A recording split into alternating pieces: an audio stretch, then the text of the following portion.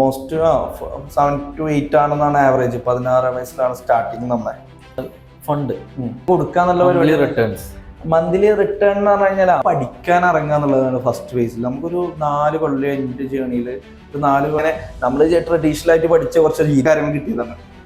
അത് നമുക്ക് ചിലത് നല്ല രീതിയിലുള്ള ആൾക്കാർ വരും, ഈ പ്രഷർ ചെയ്ത് പ്രശ്നങ്ങൾ ഉണ്ടാക്കി അങ്ങനെ ഇതാക്കിയിട്ടുള്ള ഒരു ടൈപ്പ് ഓഫ് ആൾക്കാരുണ്ടായിരുന്നു. അപ്പൊ അത് MBA ഒക്കെ പഠിക്കുമ്പോഴല്ലേ, MBA എന്താണ് ബുക്കിൽ എഴുതിയ കുറെ കാര്യങ്ങളാണ്.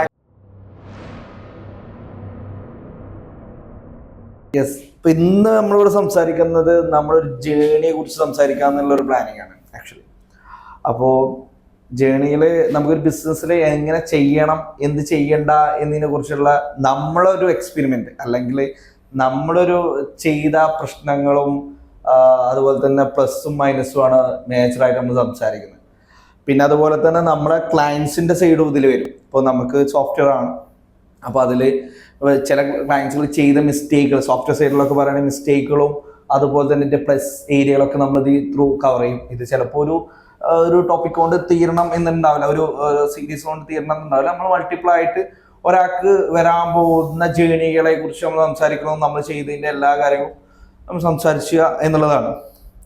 ഫസ്റ്റ് ഓഫ് ഓൾ ഇപ്പൊ ഇന്ന് ഈ വീഡിയോ എടുക്കുക എന്നുള്ളത് നമുക്കൊരു എന്താ പറയാ എൻ്റെ ഇരുന്നതാണ് ആക്ച്വലി. അപ്പൊ ആള് വന്നു, നമ്മൾ ചെയ്യാന്നുള്ളതാണ്. നല്ല പെയിൻ ഉണ്ട് ഇവിടെ തലക്ക്, അപ്പോൾ നമ്മൾ ചെയ്യാന്നുള്ളതാണ്. അപ്പോൾ കാണുമ്പോൾ ഭയങ്കര രസമാണ്, പക്ഷെ ചെയ്യാൻ കുറച്ച് റിസ്ക് ഉണ്ട്. ഇത് തന്നെയാണ് ബിസിനസ്. അപ്പോൾ അത് നമ്മളൊരു മോട്ടിവേഷൻ ആയിട്ട് എടുക്കുക എന്നുള്ളതാണ് അല്ലേ അലീമ്? അപ്പോൾ നമുക്ക് അങ്ങനെ ജസ്റ്റ് അലീമ് നമ്മളായിട്ട് ഒന്ന് ജസ്റ്റ് ടോക്ക് ചെയ്യുന്ന രീതിയിലേക്കാണ് നമ്മൾ പ്ലാൻ ആക്കുന്നത്. നമ്മുടെ ജേണിയിൽ ഒരു പാർട്ട് തന്നെയാണ് അലീം. അലീമിന് അറിയാം എന്താന്നുള്ളതും, പക്ഷേ അലീമ് ചോദ്യം ചോദിക്കുന്ന രീതിയിൽ നിങ്ങൾക്ക് മനസ്സിലാവുന്ന രീതിയിൽ നമ്മളൊന്ന് എന്താണ് സ്റ്റാർട്ട് ചെയ്യുക എന്നുള്ളതാണ് അല്ലേ. അപ്പോൾ ഈ സീരീസ് നമ്മൾ എന്തായാലും സ്റ്റാർട്ട് ചെയ്ത് ബെറ്റർ ആക്കി നമുക്കൊന്ന് ഇനി വരുന്ന ആൾക്കാർക്കും കുറച്ചൊക്കെ ഒന്ന് മനസ്സിലാക്കാനും എല്ലാത്തിനും പറ്റുന്ന രീതിയിലേക്ക് നമ്മൾ പ്ലാൻ ആക്കും. യെസ്. ഓക്കെ. ഇപ്പോൾ കറന്റ് നമ്മളിപ്പോൾ ചെയ്തുകൊണ്ടിരിക്കുന്നത് സോഫ്റ്റ്വെയർ റിലേറ്റഡ് ബിസിനസ്സുകളാണ്. ആക്ച്വലി എത്ര വർഷമായി നമ്മുടെ ഈ ബിസിനസ് ഫീൽഡിലേക്ക് നമ്മൾ ഇറങ്ങിയിട്ട്? ബിസിനസ്സിൽ ഇറങ്ങിയിട്ട് ഏകദേശം ഒരു 8 to 8 വർഷമായിട്ടുണ്ടാവും മൊത്തത്തിൽ. ഇപ്പോൾ 24 ഹിറ്റ് ചെയ്തു November 10th.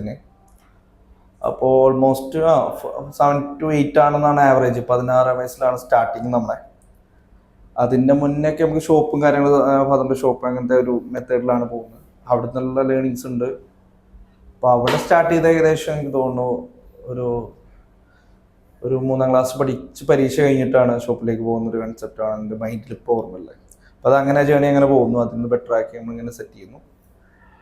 പിന്നെ നമുക്ക് കുറേ മിസ്റ്റേക്കുകൾ വന്നിട്ടുണ്ട്. മിസ്റ്റേക്കുകൾ എന്ന് പറയുമ്പോൾ നമ്മൾ ഓരോരു ചെയ്യുന്ന ആക്ടിവിറ്റികളിൽ ജസ്റ്റ് ട്രയലിൻസ് കുറേ വന്നിട്ടുണ്ട്. അപ്പോൾ അങ്ങനെയാണ് കാര്യങ്ങൾ ഇങ്ങനെ പോകുന്നത്. സ്റ്റാർട്ട് ചെയ്ത ബിസിനസ് എന്തായിരുന്നു മൈൻഡിൽ, അല്ലെങ്കിൽ ഇങ്ങനെ എക്സ്പാൻഡ് ചെയ്ത് കൊണ്ടുപോകണമെന്ന് തോന്നിക്കഴിഞ്ഞൊരു ബിസിനസ് ഉണ്ടാവുമല്ലോ. ഓക്കെ, അങ്ങനെ ഒരു ബിസിനസ് എന്തായിരുന്നു ആക്ച്വലി? ഫസ്റ്റ് സ്റ്റാർട്ട് ചെയ്തത് ഞങ്ങൾ അന്ന്, പിന്നീട് ഒരു 9ാം ക്ലാസ് സ്റ്റാർട്ട് ചെയ്തപ്പോഴൊക്കെയാണ് ഇലക്ട്രോണിക് ബിസിനസ് ഒക്കെയാണ് ഫാദറിന്. പിന്നെ അങ്ങനെ സ്റ്റാർട്ട് ചെയ്ത് അതിന് മുന്നേ ഫ്രൂട്ട്സിൻ്റെ ബിസിനസ് ആയിരുന്നു. അപ്പോൾ അതിന്ന് ഓക്കെ അല്ലാത്തതുകൊണ്ട് ആ ലോസ് ഒക്കെ അത് ബെറ്റർ ആവുന്നില്ല. അപ്പോൾ അതിന്ന് സ്വിച്ച് ചെയ്തിട്ടാണെങ്കിൽ ചെയ്യുന്നത്. അപ്പം അത് മുതൽ പിന്നെ നമുക്കൊരു മിക്സർ ഗ്രൈൻഡറിൻ്റെ കമ്പനി സ്റ്റാർട്ട് ചെയ്യണമെന്നും അങ്ങനത്തെ ഒരു പ്ലാനിൽ ഇങ്ങനെ പോയി. അപ്പോൾ അതാണ് ആക്ച്വലി സ്റ്റാർട്ടിങ്. നമുക്ക് അതിനെ എക്സ്പാൻഡ് ചെയ്യണം. അത് ഹണിഫ്ലൈ എന്നുള്ള ബ്രാൻഡിങ്ങിലൊക്കെ ചെയ്തിട്ടുണ്ടായിരുന്നു, ഷോർട്ട് നെയിം HY എന്നൊക്കെ രീതിയിൽ. അപ്പം അങ്ങനെ കുറച്ച് സെറ്റപ്പ് ചെയ്യണം എന്നുള്ളതും അതിക്ക് ഫണ്ട് ഉണ്ടാക്കണം. അത് ചെറിയ രീതിയിൽ ട്രയലൊക്കെ നടത്തിയിട്ടുണ്ടായിരുന്നു കേട്ടോ മാർക്കറ്റിൽ. ഇപ്പോൾ അതിന് മുമ്പ് പ്രശ്നമുണ്ടായിരുന്നു. അപ്പോൾ നമുക്ക് തന്ന ഡീലേഴ്സും ഓക്കെ അല്ലായിരുന്നു. നമ്മളെ ബ്രാൻഡ് ചെയ്ത് തരുന്ന ഡീലേഴ്സും കാര്യങ്ങളൊന്നും ഓക്കെ അല്ലായിരുന്നു എന്ന് വെച്ചാൽ ക്വാളിറ്റി ഇല്ലാത്ത പ്രൊഡക്ട്സിലായിരുന്നു തന്നിട്ടുണ്ടായിരുന്നു. അന്ന് ആക്സസ് ചെയ്യാൻ പറ്റുന്ന കുറച്ച് ആൾക്കാരായിരുന്നു അതിലേക്കായിരുന്നു ഹിറ്റ് ചെയ്തിട്ടുണ്ടായിരുന്നത്. പക്ഷേ നമ്മൾ അങ്ങനെയല്ല ഹിറ്റ് ചെയ്യേണ്ടതെന്നുള്ളത് അതിൻ്റെ ഒരു ശേഷമാണ് നമുക്ക് മനസ്സിലായത്. നമുക്ക് ആക്സസ് ഇല്ലാത്തടത്തേക്ക് എത്തുന്നതായിരിക്കും ഫാർ ബെറ്റർ. അല്ലാത്തടത്തേക്ക് എത്തിക്കഴിഞ്ഞാൽ എനിക്ക് തോന്നുന്നില്ല കാര്യങ്ങൾ ഓക്കെ ആയി കിട്ടുന്നുണ്ട്. അപ്പോൾ എനിക്ക് തോന്നുന്നു നമുക്ക് കുറച്ച് ആക്സസ് ഉള്ള ആൾക്കാരേക്കാൾ മികച്ച ഏരിയയിലേക്ക് പോകുമ്പോൾ നമുക്ക് ആ ക്വാളിറ്റി അഷ്വർ ചെയ്യാൻ പറ്റും. നമുക്ക് ലിമിറ്റ് ഒന്നുകൂടി ഓവർടേക്ക് ചെയ്യണം എന്നാണ് നമ്മൾ മനസ്സിലാക്കുന്നത്. ആ ഒരു രീതിയിലേക്ക് പ്ലാൻ ആക്കി കഴിഞ്ഞാൽ ഫാർ ബെറ്റർ ആയിരിക്കും. ഓക്കെ. ഇനീഷ്യൽ സ്റ്റേജിൽ ആരുടെയെങ്കിലും മെൻറ്റർഷിപ്പ് കാര്യങ്ങൾ എടുത്തിട്ടുണ്ടായിരുന്നു? അപ്പോൾ ഇനീഷ്യൽ ബിസിനസ് തുടങ്ങുകയാണ്, അത് സ്വയം പ്ലാൻ ചെയ്ത് വർക്കൗട്ട് ചെയ്ത് എക്സിക്യൂട്ട് ചെയ്യുകയാണോ, അതല്ല ആരുടെയെങ്കിലും മെൻറ്റർഷിപ്പ് എടുത്തിട്ടുണ്ടായിരുന്നു? അതല്ല ഏത് സ്റ്റേജ് മുതലാണ് നമ്മളൊരു മെൻറ്റർഷിപ്പ് അല്ലെങ്കിൽ ഒരു മെൻറ്റർ എന്നുള്ള നിലയിൽ മുന്നോട്ട് പോയിട്ടുള്ളത്? ആദ്യം മെൻറ്റർഷിപ്പ് എന്നുള്ളൊരു കൺസെപ്റ്റ് ഒന്നും ഉണ്ടായിരുന്നില്ല. പക്ഷെ കണ്ടുപഠിച്ചുള്ള രീതിയിലേക്ക് ചെയ്യാന്നുള്ളതാണ്. പിന്നീട് ഒരു 11 +2 പഠിക്കുന്ന ടൈമിലൊക്കെ ആയിരുന്നു തോന്നുന്നു ഷാഫി ഇൻസ്പേഴ്സ് എന്ന് പറഞ്ഞിട്ടുള്ള ഷാഫി സാർ. അപ്പോൾ ആള് മഞ്ചേരിയിൽ എല്ലാ ബുധനാഴ്ചയും ഒരു ക്ലാസ് കാര്യങ്ങൾ ബിസിനസ്സിൻ്റെ ഒക്കെ ആയിട്ടുള്ള ക്ലാസ്സുകൾ കാര്യങ്ങളൊക്കെ ഉണ്ടായിരുന്നു. അതൊക്കെ നല്ല യൂസ്ഫുൾ ആയിരുന്നു. പിന്നെ ഒരു ലൈഫിനെ ഒന്നുകൂടി ബെറ്റർ ആക്കേണ്ടതും നമ്മളൊന്ന് ഡിസിപ്ലിൻ കൊണ്ടുവരും, അങ്ങനത്തെ കുറച്ച് ആക്ടിവിറ്റീസ് ഉണ്ട്. അപ്പോൾ അതിലേക്കൂടെ ഇങ്ങനെ പോയിട്ടുണ്ടായിരുന്നു. ഒരു അത്യാവശ്യം ഒരു 1 ഇയറോളം ആ ഒരു ജേർണി ത്രൂ പോയിട്ടുണ്ട്. അങ്ങനെയായിരുന്നു മെയിനായിട്ടുണ്ടായിരുന്നു. അത് ബെറ്റർ ആയിരുന്നു, അത് നല്ലതാണ്. ആ ഒരു ടൈമിലൊക്കെ ഒന്നുകൂടി നമുക്കൊന്നുകൂടി കോൺഫിഡൻസും കാര്യങ്ങളൊക്കെ നിലനിർത്താനൊക്കെ ഒന്നുകൂടി ബെറ്റർ ആയിട്ട് ഉണ്ടായിരുന്നു. കാരണം നമ്മൾ ഡൗൺ ആകുമ്പോഴും നമുക്ക് ഒരു കമ്മ്യൂണിറ്റി ഉണ്ടാകുമ്പോഴുള്ളൊരു ബെനിഫിറ്റ് ഉണ്ടാവുമല്ലോ. ഒരു ഇനീഷ്യൽ സ്റ്റെപ്പ് വെക്കാനുള്ള ബെനിഫിറ്റ് ഒക്കെ നമുക്ക് അതിൻ്റെ ഒരു ബെനിഫിറ്റ് ഒക്കെ ഉണ്ടായിട്ടുണ്ട്. അപ്പോൾ അധികം സ്റ്റാർട്ടപ്സ് അല്ലെങ്കിൽ എന്റർപ്രണേഴ്സ് നേരിടുന്ന ഒരു പ്രധാന പ്രശ്നമാണ് ഫണ്ട്, ഇനീഷ്യൽ ഫണ്ടിങ്. അതുപോലെ തന്നെ അവർക്ക് ഇനീഷ്യൽ ഓപ്പറേഷൻ എക്സിക്യൂട്ട് ചെയ്യാനുള്ള കുറച്ച് ഫണ്ടിങ്, അതായത് റവന്യൂ വന്നു തുടങ്ങിയപ്പോൾ കുറച്ച് ഫണ്ടിങ് കാര്യങ്ങളൊക്കെ. ഇതിനു വേണ്ടി വലിയ ഇൻവെസ്റ്റേഴ്സിന് അല്ലെങ്കിൽ ഫണ്ടിന് വേണ്ടിയിട്ട് ആരെങ്കിലുമൊക്കെ സമീപിച്ചിട്ടുണ്ടായിരുന്നു? എന്തായിരുന്നു അതിൻ്റെ ഒരു ഇത്? അന്ന് നമ്മൾ ഈ അറിയുന്നവരോട് ചോദിച്ചിട്ട് കാര്യങ്ങൾ ഫണ്ട് റേസ് ചെയ്തിട്ടുള്ള മെത്തേഡ്സ് ഉണ്ടായിരുന്നു. പക്ഷെ അതൊക്കെ ഇപ്പൊ നോക്കുമ്പോൾ അതൊക്കെ റോങ് ആയിട്ടുള്ളൊരു ആക്ടിവിറ്റി ആയിരുന്നു. പക്ഷെ അതൊക്കെ ഒന്നും കൂടി ബെറ്റർ ആക്കി ചെയ്യാമായിരുന്നു എന്നൊക്കെ ഉള്ളതുണ്ടായിരുന്നു. പിന്നെ എന്താ വെച്ചാൽ അവിടെ മാത്രമല്ല മിസ്റ്റേക്ക്, ഫണ്ട് വന്നു എന്നുള്ളതുണ്ട്. നമ്മൾ ഈ പ്രൊഡക്ട്സ് എക്സിക്യൂട്ട് ചെയ്യുന്നിടത്തും മിസ്റ്റേക്കുകൾ വന്നു കഴിഞ്ഞാൽ പ്രശ്നമാകും.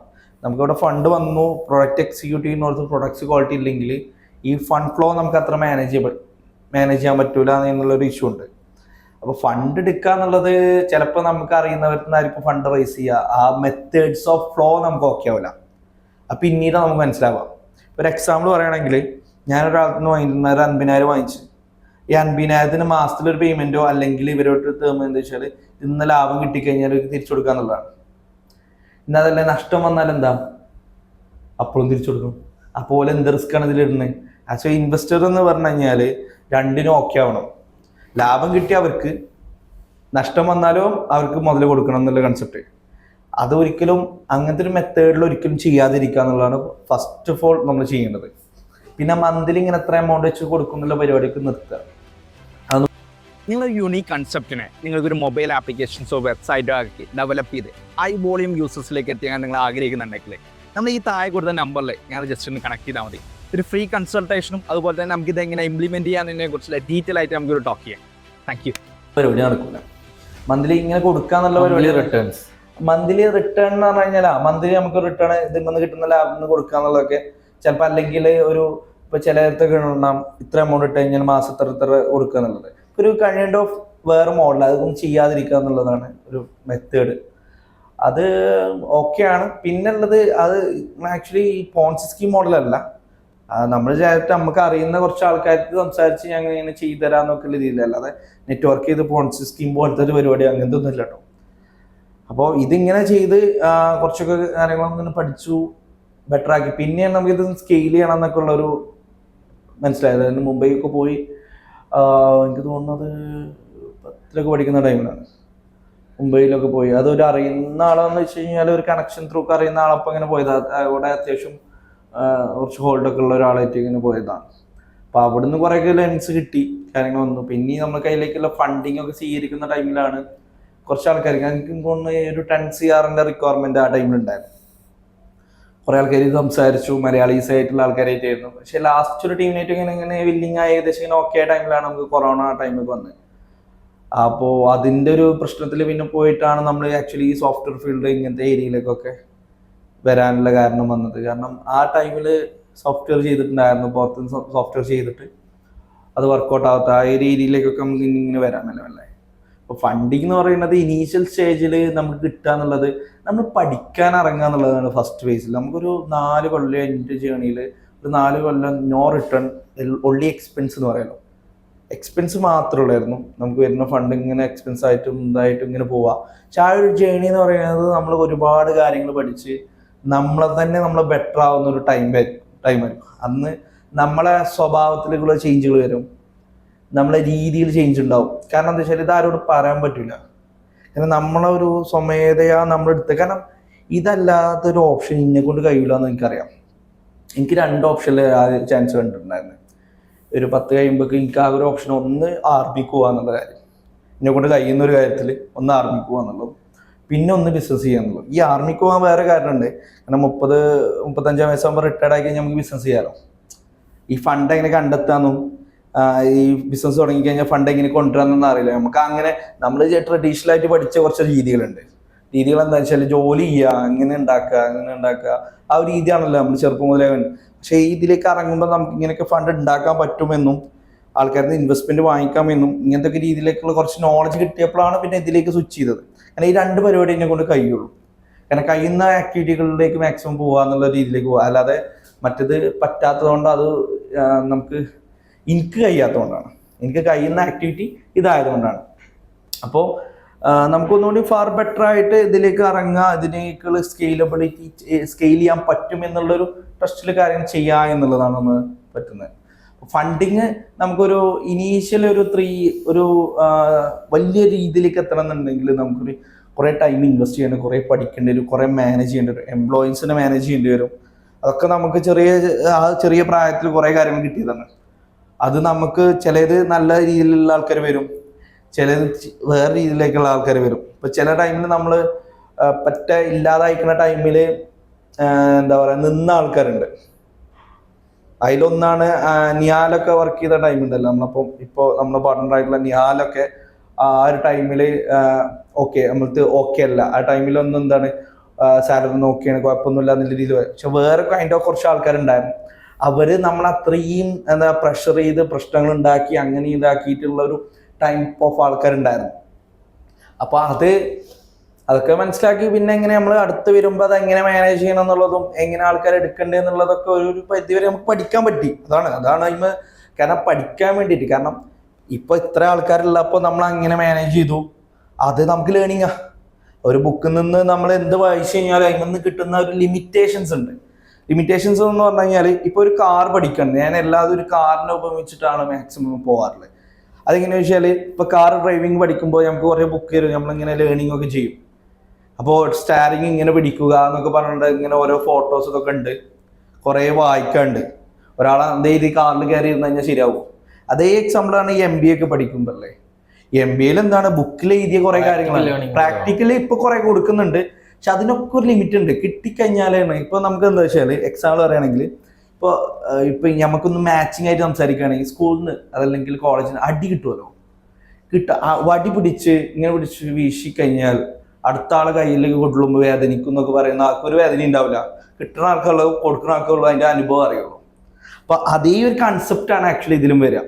ഇപ്പോ ആദ്യം നമ്മൾ കാർ പഠിക്കുമ്പോൾ ലേണിംഗ് കഴിഞ്ഞു ടെസ്റ്റ് ചെയ്യും. അപ്പോഴൊക്കെ നമ്മൾ പോകുന്ന ഒരു ഇതുണ്ട്, നമ്മൾ എത്രാമത്തെ ഗിയറിലാണ് പോകുന്ന വരെ നമുക്ക് ഇപ്പോൾ ഓർമ്മ ഉണ്ടാവും.